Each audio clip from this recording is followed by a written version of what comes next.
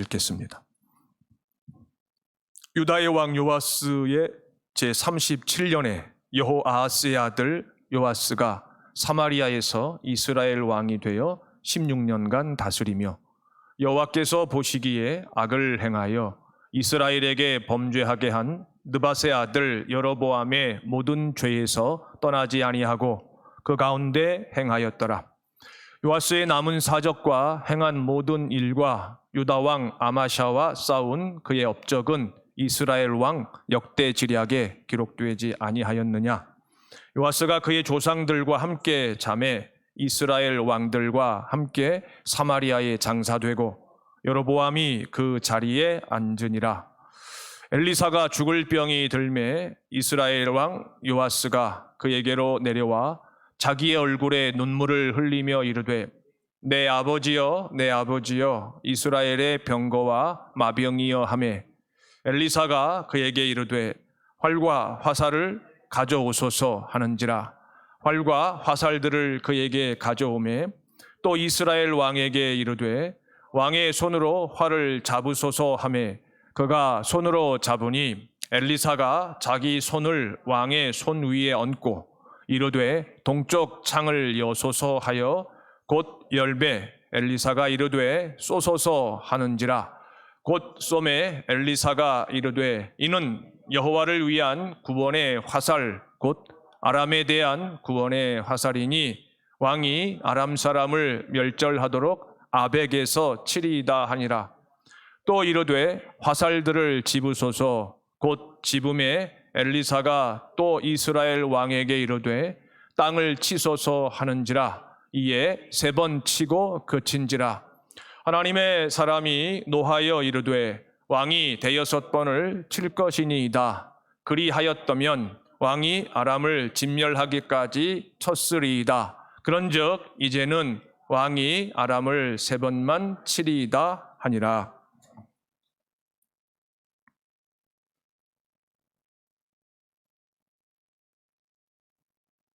지난 1월 이후로 세계적인 제약회사의 연구실에서는 코로나 바이러스 19 백신을 가장 먼저 개발하기 위한 총성 없는 전쟁이 벌어지고 있습니다. 새로운 백신을 개발하는 데 있어서 자타가 인정하는 최고의 연구원들의 정교한 손이 한치의 오차도 없이 움직입니다. 하나님을 대적하는 세상, 거짓에 세워진 이 세상은 하나님이 창조하신 인류의 미래가 마치 백신을 개발하는 자들의 손에 달린 것처럼 소문을 퍼뜨립니다. 더 슬픈 것은 하나님을 알지 못하는 이들이 이 소문을 그대로 받아들이고 있다는 거죠. 과연 우리와 우리 장래가 백신을 개발하는 자들의 손에 의해서 결정이 될까요? 이 땅에 세우신 주 예수님의 몸인 교회의 내일이 백신의 개발 여하에 의해서 좌지우지 될까요? 지난 8개월 동안 아마 우린 의식하건 의식하지 못하건 우리 자신에게 이런 질문을 한 번 이상은 했을 겁니다.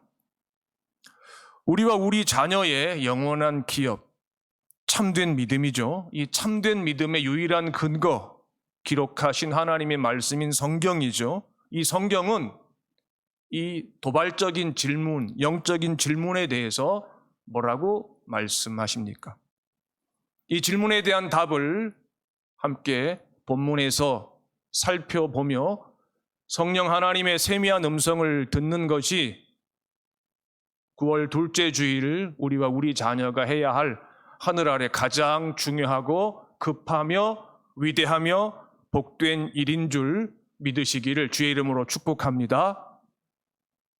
본문은 2사람의 손에 대한 이야기입니다. 2사람의 손 꼭 기억하십시오. 두 사람 중 한 사람은 북이스라엘의 선지자 엘리사입니다. 다른 한 사람은 북이스라엘의 왕 요아스입니다. 이 요아스는 예후라고 하는 자의 손자입니다. 이 예후는 북이스라엘 역사, 구약성경 열왕들의 역사에서 상당히 비중이 있는 인물입니다. 왜냐하면 하나님께서 북이스라엘의 가장 악한 왕이었던 아합의 집안을 심판하실 때 이 예후를 도구로 사용하셨기 때문입니다. 예후는 하나님의 심판을 대행한 후에 자신이 왕이 됩니다. 그것이 예후 왕조입니다.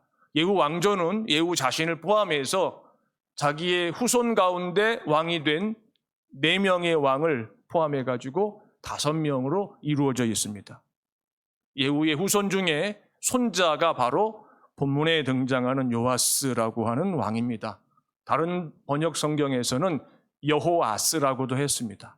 우리가 역대기 열왕기를 읽을 때 남왕조와 북왕조 왕들의 이름이 같은 경우도 있고 또 한 왕에 대해서 이 히브리어를 영어 성경으로 한글 성경으로 번역하다 보니까 번역본이 마치 이름이 2개인 것처럼 이렇게 표기가 되어서 곤란스럽습니다. 하지만 이 성경 배경에 대한 기본적인 지식을 정확하게 습득하게 되면 우린 구약성경 이 역사서 열왕기하고 역대기가 훨씬 우리에게 새롭게 와 닿을 겁니다. 본문 11절은 예후의 손자였던 요아스 왕에 대한 하나님의 평가입니다. 하나님께서 요아스를 뭐라고 말씀하시는가 보았더니 악한 왕이라고 하십니다.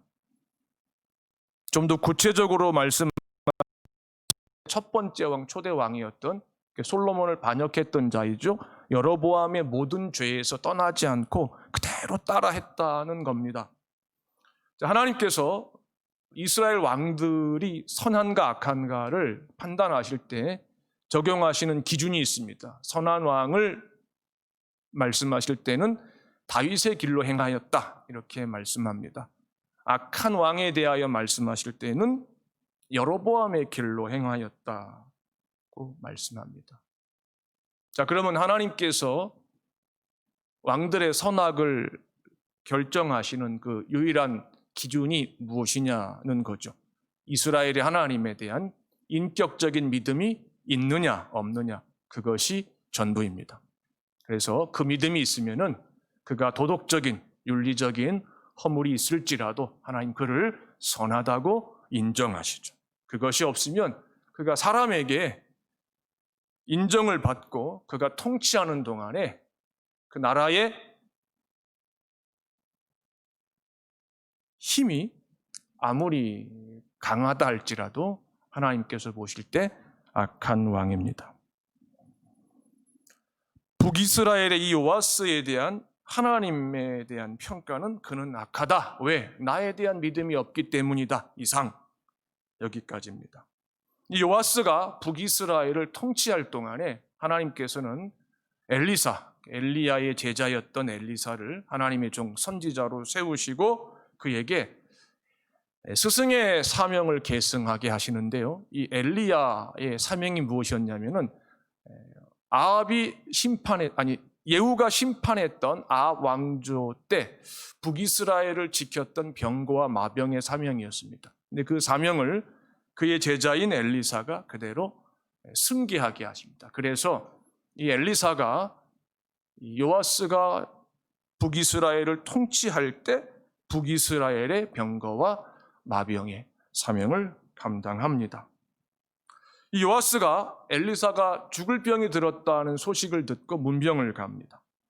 요아스는 엘리사 앞에서 내 아버지여 이스라엘의 병거와 그 마병이여 라고 자기의 심경을 솔직하게 고백합니다. 이 표현 우리가 구약성경에서 딱 2번 나오는데요. 한 번은 어딜까요?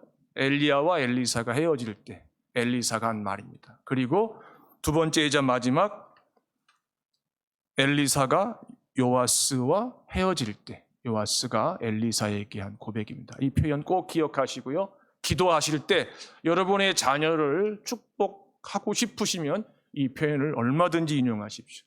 내 자녀가 그리스도의 왕국의 병거와 마병의 소명자와 사명자가 되게 하옵소서. 내 인생이 주의 몸된 교회의 병거와 마병의 소명과 사명을 감당케 하옵소서. 하나님이 반드시 이루십니다. 우린 이 장면을 보면서 이런 생각을 합니다. 이스라엘의 하나님에 대한 인격적인 믿음이 없으면서 어떻게 하나님의 종 엘리사가 북이스라엘의 병거와 마병이라는 고백을 할 수 있을까? 이 질문해야 됩니다. 하나님 보시기 악한 왕인 이 요아스의 고백에 진정성이 있었을까? 입에서 나오는 말이 영적이라고 그 사람이 믿음 있는 건 아니죠. 입에서 나오는 말이 가끔 세속적이라고 해가지고 그 사람 영혼 가운데 믿음이 없다고 말할 수 있습니까? 아닙니다. 인간이라고 한 존재는 알다가도 모를 때가 종종 있습니다. 무슨 말이냐면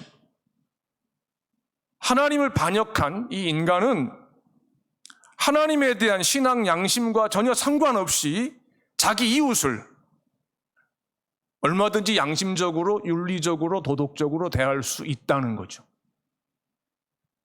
세상에 그리스도인들보다 상대적으로 탁월하게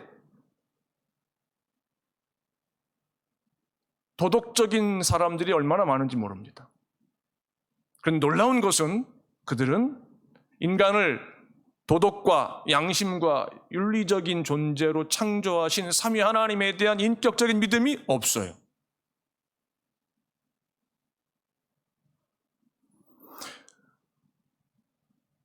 불신자가, 우리 이웃 가운데 불신자가 얼마나 많이 있습니까? 이 불신자가 삼위 하나님에 대한 믿음이 전혀 없으면서도 하나님에 대한 우리의 믿음을 인정해 주는 것과 같은 이치입니다. 불신자인 요아스가 하나님의 종 엘리사의 믿음을 어떻게 한 겁니까? 인정해 준 겁니다. 양심적인 거죠.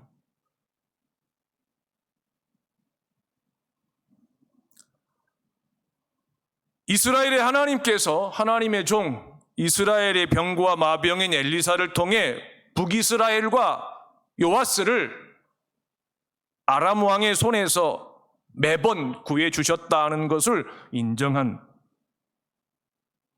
정직한 행위입니다. 구원과는 상관없습니다. 엘리사의 믿음을 통해 나타난 하나님의 전능하신 능력을 부인하지 않았습니다. 성경은 이런 믿음을 가리켜서 뭐라고 정의하실까요? 거짓된 믿음이라고 말씀합니다. 당사자인 나는 삼위 하나님에 대한 인격적인 믿음이 없지만 내 이웃이 그를 섬기고 그의 믿음을 통해서 초월자이신 그 하나님의 능력이 나타나는 것을 나는 부인하고 싶지 않다. 하지만 나는 그를 믿지 않는다. 거짓된 믿음입니다.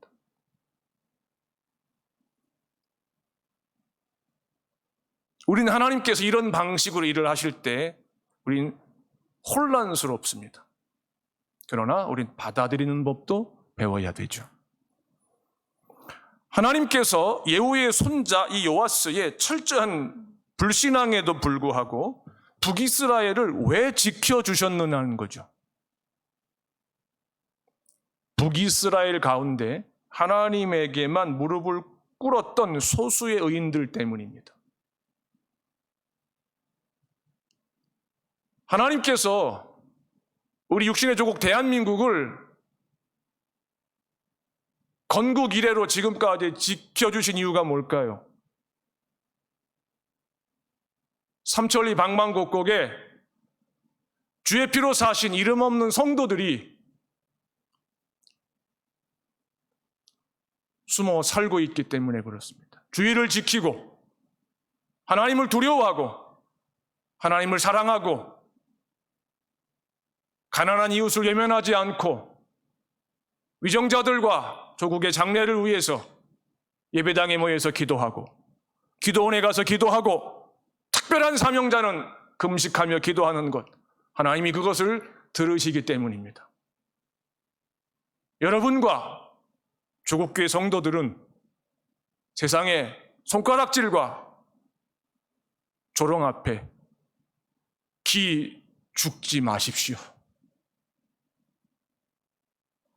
아주 소수의 철없는 교회가, 목회자가 성숙하지 못한 행동을 함으로써 마치 조국교회가 마치 전부 다 문제가 있는 것 같이 언론이 보도하는데 하나님 반드시 다루실 겁니다.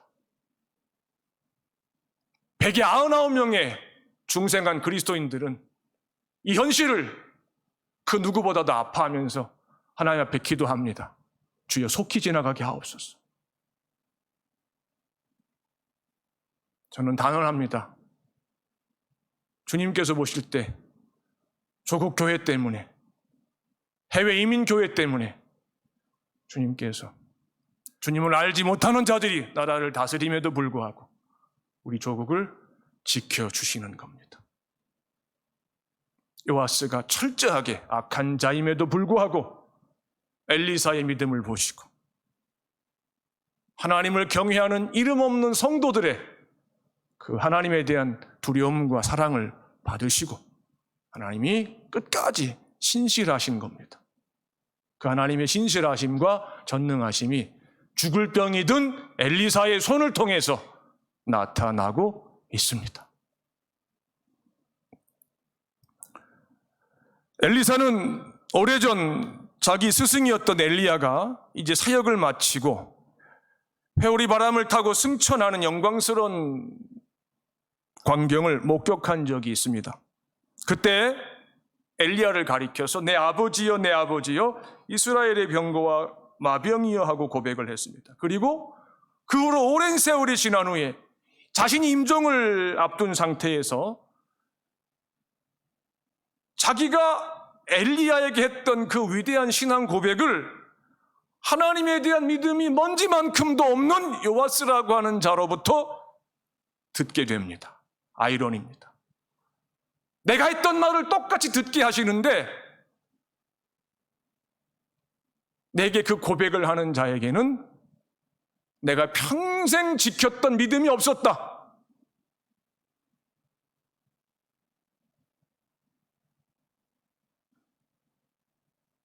엘리사의 고백과 요아스의 고백, 문자적으로 단 한 단어도 틀리지 않습니다. 그런데 뭐가 다르냐?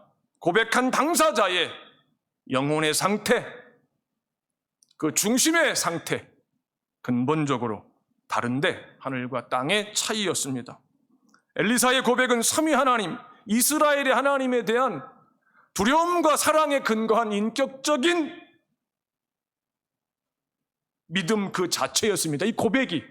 그러나 요아스의 고백은 삼위 하나님에 대한 인격적인 믿음과 아무 상관이 없습니다. 요아스는 이 입술의 고백을 통해서 자기 이웃이었던 북이스라엘의 선지자 엘리사에 대한 지극히 인간적인 고마움과 미안함을 표현하고 싶었을 뿐입니다. 세상 사람들이 우리를 대할 때 갖는 자세와 똑같은 겁니다. 신약 성경은 이 경우를 두고 이렇게 좀 더 구체적으로 해석하여 묘사를 합니다. 누군가의 입에서 영적인 표현이 나왔을 때 그 표현 속에 당사자가 삼위 하나님에 대해서 인격적인 믿음을 가지고 있다면은 신약 성경은 그 표현을 경건의 능력과 모양을 갖춘 것이다 이렇게 정의합니다. 그러니까 엘리사의 표현은 그의 경건의 능력이 그의 경건의 모양 속에 담겨 있었다는 뜻입니다. 그런데 요아스의 이 표현은 경건의 모양은 분명히 있었는데 그 속에 실체인 경건의 능력이 없었던 거죠. 오늘 우리 교회 안에 혹여라도 만에 하나라도 경건의 모양은 있는데 경건의 능력을 부인하는 교인들이 만에 하나라도 있다면 하나님께서 그에게 은혜를 베푸시고 하나님께 대한 회개와 예수 그리스도에 대한 믿음을 꼭 갖게 되기를 주의 이름으로 축원합니다. 축복합니다.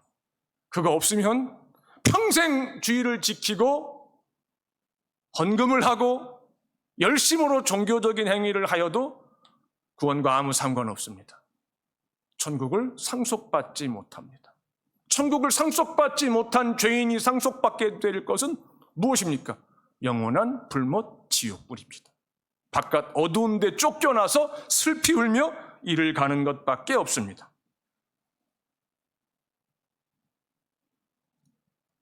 요아스는 자기 이웃인 엘리사를 통해서 이스라엘의 하나님의 무한한 능력과 선하심과 거룩하심과 인자하심과 오래 참으심을 엘리사가 살아있는 동안에 목격했음에도 불구하고 끝내 하나님에 대한 참된 믿음을 갖지 못한 채 삶을 마칩니다. 성령을 회방한 자라고 성경은 말씀합니다. 사도 바울과 디모데가 하나님에 대한 인격적인 믿음을 일평생 공유하면서 서로 아무 상관도 아니었지만 예수 그리스도 안에서 영적인 아버지와 영적인 아들의 관계를 지속했습니다. 그래서 사도 바울이 로마의 감옥에서 순교당하기 직전에 디모데후서를 쓰면서 믿음의 아들 디모데에 대한 그 간절한 마음을 아주 여과 없이 표현합니다. 속히 오너라. 너무 보고 싶다.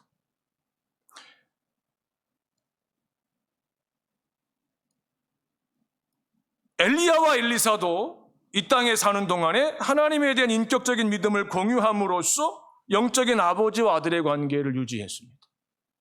이보다도 복된 사귐과 관계는 하늘 아래에 없습니다.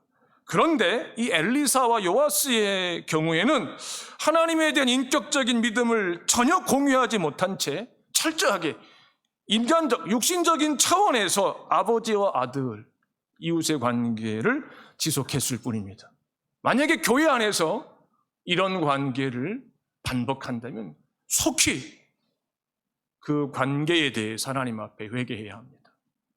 목사와 교인이 이 관계로 끝난다. 그럼 하나님이 목사인 나에게 제일 먼저 책임을 물으실 겁니다. 너는 뭐 했냐? 네가 전했음에도 그가 믿지 않았다면 그 잘못을 그에게 찾겠다. 그러나 네가 전하지 않고 가르치지 않으므로 그가 요아스처럼 인생을 마쳤다면 그의 핏값을 내가 너에게 찾겠다.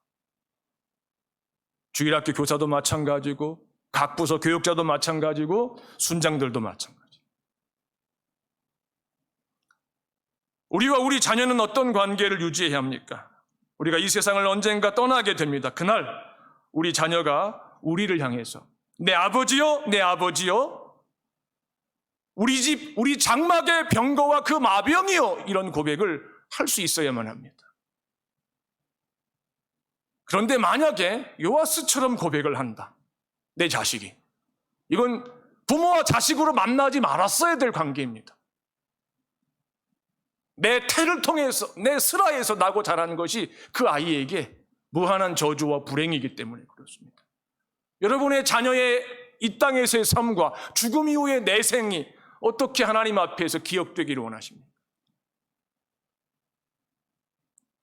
그래서 우리는 무시로 우리 자녀의 구원을 위해서 삼위 하나님에게 밤낮 없이 간구하고 확인하는 이 생명에 이르는 수고를 죽는 순간까지 해야 합니다. 엘리사는 요아스 왕에게 손으로 활을 잡으라고 한 후에 활을 쥔 요아스 왕의 손 위에 자신의 손을 얹습니다. 이 장면 우리가 이 본문에서 가장 주목해줘야 되는 내용입니다. 동쪽 창을 열고 화살을 쏘라고 합니다. 요아스는 엘리사가 시키는 대로 합니다. 그리고 나서 엘리사는 요아스가 동쪽 창을 연 것과 화살을 쏜 것의 의미를 해석해 줍니다.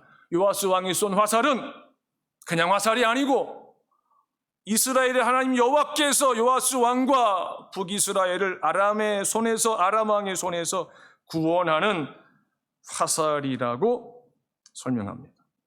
그리고 나아가서 하나님께서 아람을 진멸하시고자 하실 때 요아스 왕을 통해서 그 일을 행하실 것이다. 이렇게 또 알려줍니다. 그런 후에 다시 한번 요아스에게 손으로 화살을 잡고 땅을 치라고 합니다. 그러자 요아스가 엘리사가 시키는 대로 하는데 땅을 3번만 칩니다. 엘리사가 보고 있다가 화를 냅니다. 5-6번을 쳤어야 하는데 3번만 쳤다는 거죠. 그리고 그 3번의 의미도 해석해 줍니다.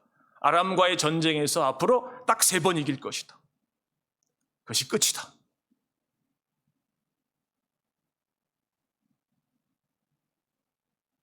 아람을 더 이상 북이스라엘의 위협이 되지 못하게 해주시겠다고 분명히 약속하셨는데 요아스의 믿음 없음, 불신앙으로 인해서 이 왕은 북이스라엘을 계속 위기 가운데로 어떻게 합니까?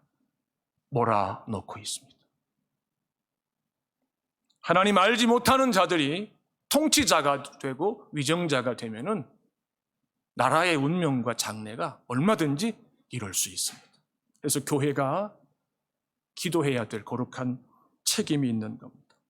하나님께서 죽을 병이 든 엘리사의 손을 통해 북이스라엘 왕 요아스에게 끝까지 은혜, 긍휼과 자비를 베푸신 것입니다. 그런데 슬프게도 요아스는 이 하나님에 대한 믿음이 없고, 믿음이 없으니 그분이 베푸시는 은혜에 대한 이해와 감각이 없고, 감각이 없으니 그 은혜에 대한 간절함, 사모함이 없습니다. 이 세상에서 가장 불행한 인생이 뭘까요? 하나님에 대한 믿음이 없는 인생입니다. 하나님의 은혜의 의미를 모르는 인생입니다. 그리고 그 은혜에 대한 갈급함과 사모함과 간절함, 처절함이 없는 인생이 하늘 아래 가장 불행하고 저주스러운 인생입니다. 요아스 건강한 왕입니다. 지금 이 장면에서 엘리사 죽을 병이 걸렸습니다. 임종을 앞두고 있습니다. 우리가 왔을 때 누가 불행합니까? 엘리사가 불행하죠, 당연히. 그런데 하나님께서 오실 때 누가 무한히 불행합니까? 병든 엘리사입니까? 아니면 혈기왕성한 요아스입니까? 요아스가 무한히 불행한가? 볼 줄 알아야 됩니다. 요아스는 임의로 화살을 쥔 손으로 땅을 3번 치기 전에 먼저 엘리사에게 물었어야 합니다. 몇 번을 치면 좋겠습니까?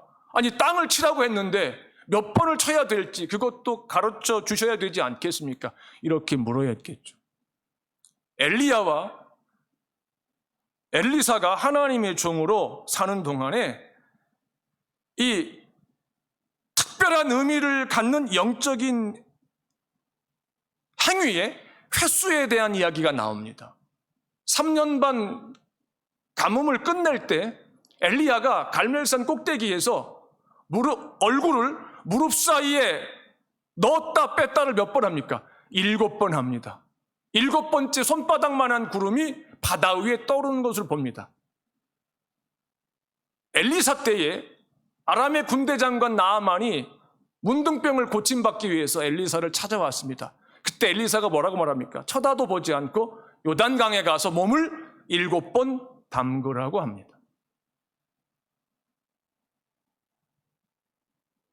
요아스가 하나님에 대한 믿음을 가진 자였다면 절대 임의로 3번 치지 않았을 겁니다. 내 주여, 내 아버지여, 제가 몇 번을 치면 되겠습니까? 여쭤봐야죠. 여러분, 신앙에 자신이 있을 때에 이런 실수할 수 있습니다. 그럴 때 여러분이 속한 교회의 교역자로 세우신 각 부서의 교역자들과 담임 목사에게 찾아가서 그들의 권위를 인정해주고 하나님 앞에서 내가 어떻게 행동을 해야 될지 좀 가르쳐 주십시오. 이렇게 배우고자 해야 합니다. 하나님께서 찾으시는, 기뻐하시는 믿음이기 때문에 그렇습니다. 하나님에 대한 믿음이 없는 요아스 왕이 동쪽 창을 열고 화살을 쏜 것, 화살을 손에 쥔 후에 땅을 3번 친 것이 어쨌든 헛되지 않았습니다. 하나님의 뜻을 완전하게 이루지는 않았지만, 아람을 진멸하는 데까지 가지는 않았지만, 아람과의 전쟁에서 요아스가 자기 실력으로 이길 수 없음에도 불구하고 3번 이겼습니다. 이것은 죽을 병이 든 엘리사의 손을 통해서 나타난 전능하신 하나님의 능력이죠. 무슨 뜻입니까? 하나님께서는 활과 화살을 쥔 요아스 왕의 손을 통해서 영광을 받으신 것이 아닙니다. 죽을 병이 든 엘리사의 손을 통해서 영광을 받으신 것입니다. 이 요아스라고 하는 위인은 아람과의 전쟁에서 3번 이긴 후에 하나님에게 그 영광과 감사를 돌리지 않았을 겁니다. 하나님은 엘리사가 병들기 전에, 죽을 병이 들기 전에 엘리야의 소명과 사명의 상속자가 되어서 이스라엘의 병과 마병으로 아주 힘있게 수고할 때 그의 건강한 손을 통해서만 영광을 받지 않으셨습니다. 그가 죽을 병이 들어서 임종을 눈앞에 둔 상태에서도 그의 뼈만 앙상한 손을 통해서도 한결같은 영광을 받으신 겁니다. 우리 인생이 이래야 합니다. 우리 자녀의 생애가 이래야 됩니다. 일평생 우리의 손을 통해서, 우리 자녀의 손을 통해서 하나님의 영광이 나타나야 합니다. 하나님이 영광을 받으셔야 되고 우리 자녀가 속한 주의 교회가 유익해야 합니다. 우리 이웃이 우리 때문에 하나님의 긍휼과 자비와 인자하심과 거룩하심과 공의로우심을 봐야 되고 그들 가운데 하나님이 창세전에 택하신 자들은 참된 믿음을 가질 수 있는 기회가 주어져야 합니다. 누구를 통해서? 우리의 건강한 손과 우리의 병든 손을 통해서, 아무것도 아닌 우리의 손을 통해서 하나님이 그 능력을 나타내시고 지혜를 보여주시고 택하신 자들을 구원하셔야 합니다. 우리가 사는 세상은 어떻습니까? 활과 화살을 손에 쥔 요아스 왕과 같은 자를 주인처럼 인정합니다. 그들을 주목합니다. 제가 설교 시작할 때 말씀드렸죠. 세계적인 제약회사 연구실에서 내노라 하는 연구원들이 한치 오차도 없이 그 정교한 손을 움직인다고 그랬지 않습니까? 왜? 백신을 가장 먼저 개발하기 위해서 세상이 온통 거기에 그 이목을 집중하고 있습니다.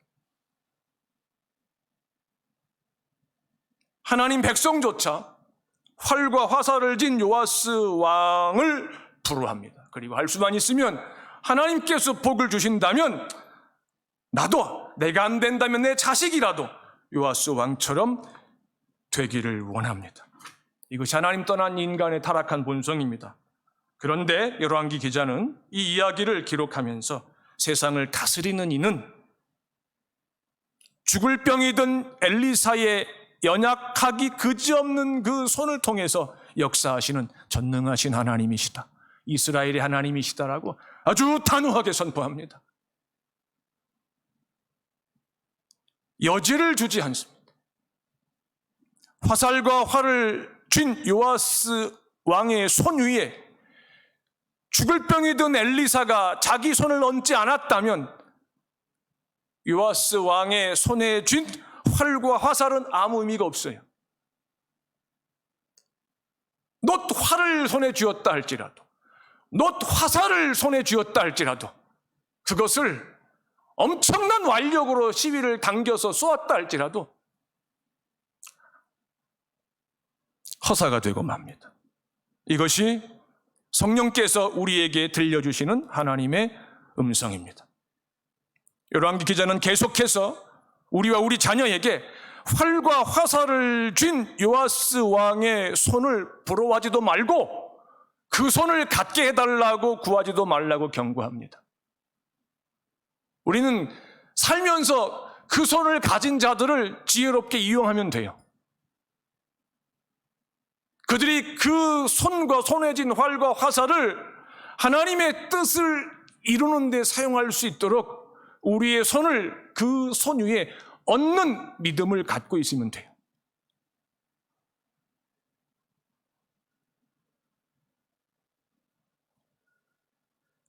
설령 하나님께서 우리 손에 활과 화살을 쥐어 주신다고 할지라도 우리는 우리 손에 잠시 쥐게 된 그 활과 화살만을 의지해서는 안 된다고 하나님께서 엄히 경고하십니다.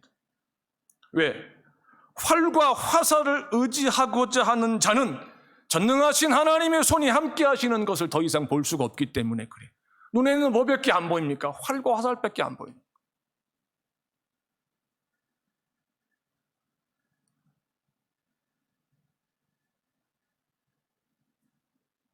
제가 어느 사모님에게 청년 때 직접 들었던 이야기입니다. 그분의 간증입니다.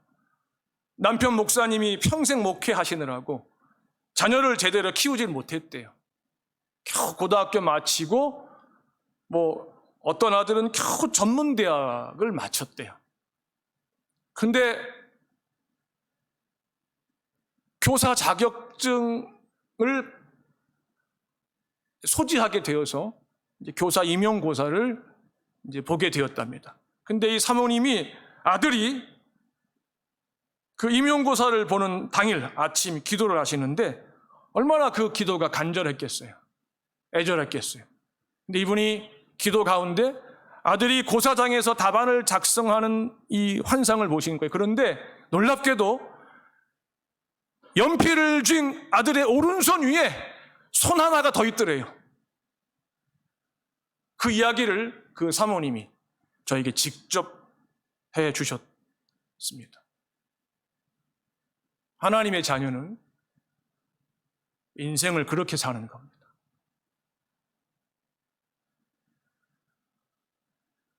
손에 쥔 활이 변변치 않고 쏠 수 있는 화살의 개수가 하나님을 알지 못하는 자들이 가진 것과 비교가 되지 않을 만큼 부족할지라도 내 손 위에 전능하신 하나님 내 아버지의 손이 얹혀 있다면, 나를 위해서 아들을 내어주시기까지 나를 사랑하시는 내 아버지 하나님의 손이 내 손 위에 있다면 어떻게 됩니까? 내 인생은 내놓을 것이 없고 없을지라도 하나님이 영광을 받으시는 인생이 되기에 조금도 부족함이 없습니다. 지난 8개월 동안 우리는 내 손에 쥔 활과 화살로는 도저히 감당이 안 되는 아주 끔찍한 시간을 견뎌야만 했습니다. 하나님 아버지께서 나와 우리에게 이런 특별한 경험을 장시간 하게 하시는 그 선한 뜻이 무엇일까요? 지금 나에게 물어보고 계십니다. 넌 무엇을 의지하느냐? 너의 손에 쥔 활과 화살을 계속 의지하겠느냐? 아니면 그 활과 화살이 의미 있게도 할 수 있고 의미 없게도 할 수 있는 내 손을 의지하겠느냐? 하나님은 이 재앙의 날을 통해서 내가 내 손과 내 손에 쥔 활과 화살을 의지하는 자인지, 아니면 화살과 활을 손에 쥔 내 손을 붙잡고 계시는 하나님을 의지하는 자인지를 하나님은 시험하세요. 저는 그래서 매일 믿음을 구해요.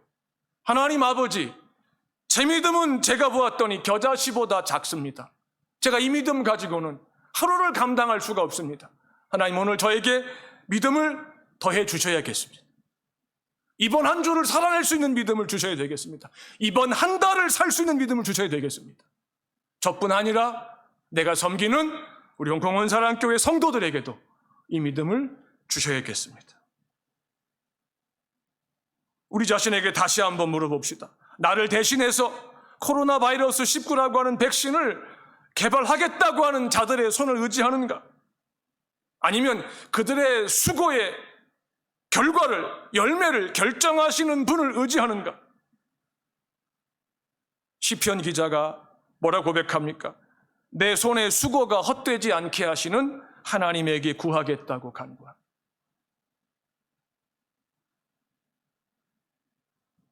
하나님을 알지 못하는 북이스라엘 왕 요아스의 손 위에 하나님의 손을 얹으신 것처럼 이웃과 인류를 위해서 백신을 개발하고자 하는 헌신된 하나님의 아들들과 딸들이 있다면, 그들은 말할 것도 없고 하나님을 알지 못하는 사람의 아들과 딸들, 그 연약한 손 위에 전능하신 하나님이 그 손을 얹어주시기를 구해야 합니다. 누구의 손을 통해서건 하나님의 자비하심과 선하심과 거룩하심이 나타나면 되는 겁니다. 물론 하나님의 아들과 딸들을 통해 나타나면 더없이 좋겠죠. 그런데 항상 그렇게 하시지는 않는다는 것.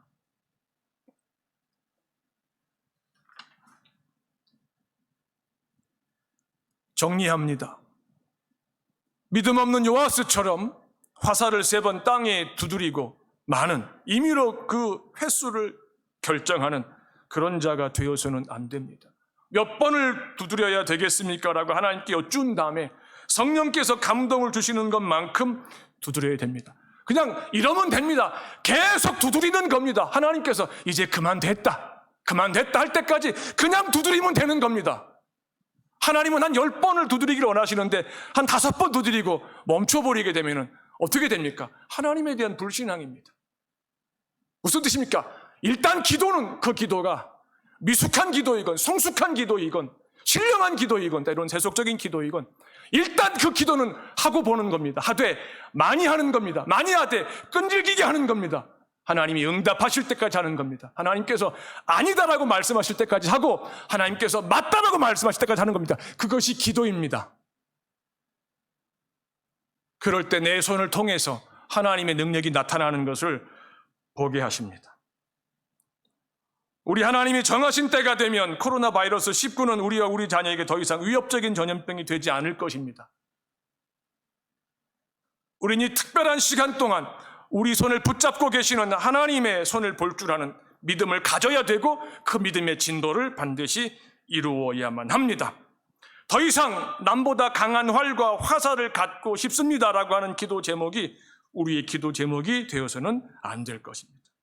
내 손에 쥔 활과 화살이 강하건 약하건 많건 적건 있건 없건 상관없이 내가 처한 형편과 아무 상관없이 아버지께서 원하시는 아버지의 전능하신 능력이 내 있는 모습 그대로를 통해서 얼마든지 나타나신다고 하는 이 믿음을 우리가 구해야 되고 소유해야 되고 배워야 합니다. 하나님께서 사람의 손에 쥔 활과 화살의 한계를 정하신다는 것, 그리고 그 활과 화살에 있고 없음과 상관없이 하나님의 선하신 뜻과 하나님의 공의로우신 뜻과 전능하신 능력과 지혜가 우리가 사는 세상과 인류의 종말과 장래를 날마다 결정하신다고 하는 이 진리를 우린 결코 잊어서는 안 됩니다. 바울 사도는 우리가 약할 때 하나님의 강하심을 더 풍성하게 나타내신다고 선포합니다. 그래서 하나님의 약한 것이 사람보다 한없이 강하다고 했습니다. 하나님의 약한 것 역설이죠. 전능하신 분, 무한하신 분에게 무슨 약함이라고 한 단어가 어울립니까? 그런데 우리 이해를 돕기 위해서 하나님의 미련한 것이 사람보다 무한히 지혜롭다고 하셨습니다. 전능하신 하나님의 능력은 피조물인 인간이 처한 구체적인 형편과 처지에 전혀 조금도 제한을 받지 않으십니다. 오히려 내가 연약하면 연약할수록 그분의 무한하신 능력이 얼마나 강한지를 나로 하여금 그 어느 때보다도 생생하게 보여주신다는 거죠. 자, 하나님의 무한하신 능력이 가장 완전하게 가장 영광스럽게 나타나신 사건이 어디 있습니까?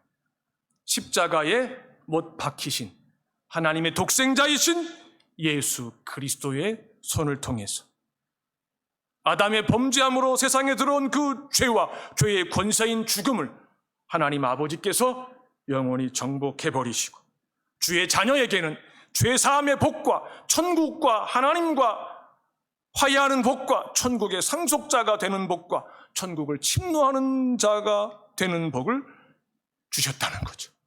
어떤 손을 통해서? 십자가에 못 박히신 하나님의 독생자이신 예수 그리스도의 오른손과 왼손을 통해서. 사람의 눈으로 볼 때 하늘 아래 인류 역사상 가장 연약하기 그지없고 무능력해 보이는 예수님의 십자가에 못 박힌 그 손을 통해서 하나님이 무한한 영광을 받으셨다. 그의 공의와 자비와 선하심이 온 우주를 채우고도 무한히 넘쳤다는 것. 이거 꼭 기억해야 합니다. 우리가 그런 분의 사랑을 받고 있는 자녀입니다. 내 손에 남아있는 화살이 몇 개 있는가 세지 말고 내 손을 지금 하나님께서 붙잡고 계시는가를 분명히 보시기를 주의 이름으로 축복합니다. 기도합시다.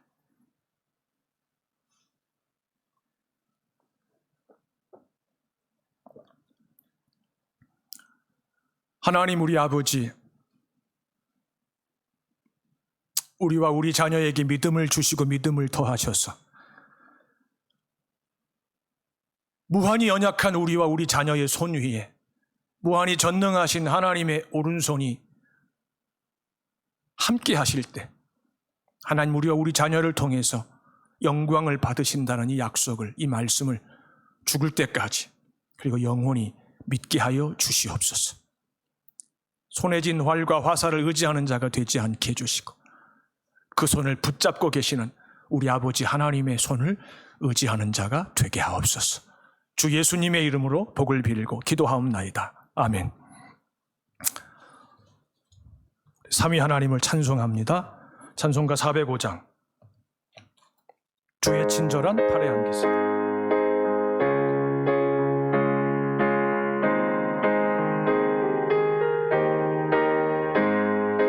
주의 친절한 팔의 안기세 우리 마음이 평안하